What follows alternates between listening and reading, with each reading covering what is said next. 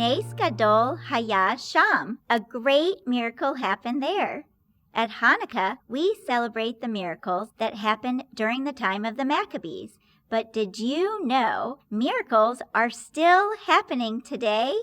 Every time someone helps another person, they create a miracle with their own 2 hands. 2 men once learned this lesson in a small town in Israel.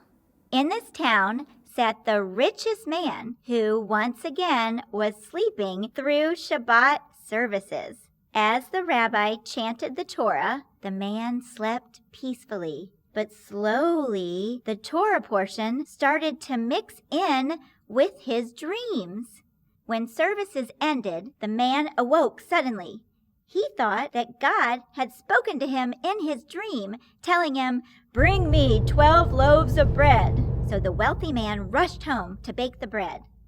He mixed the dough, kneaded it, and baked it until he had 12 warm loaves of bread. The man rushed back to the synagogue and decided to place his holy gift next to the Torah scrolls inside the ark. As soon as the wealthy man left the synagogue, a very poor Jew who just so happened to work at the synagogue entered the sanctuary. "Please, Adonai, I am so poor that my family is starving. We have nothing to eat," he said. "Unless you perform a miracle for us, we will surely perish." Then, as he did each week, the man began cleaning the room. When he walked up the steps to the bima and opened the ark, there sat 12 loaves of bread. "A miracle!" the poor man exclaimed. "Thank you, God, for answering my prayers. I had no idea you worked so quickly." When the wealthy man returned to the synagogue, he was so happy to see that God really ate his challah. He was so excited that he decided to bake another 12 loaves for the next week. For months, the wealthy man would leave bread in the ark, and the poor man would find it and be able to feed his family. One day, the rabbi happened to be spending extra time in the sanctuary. She saw the rich man place bread in the ark, and she saw the poor man take the bread out. So a couple of days later, the rabbi called the 2 men together.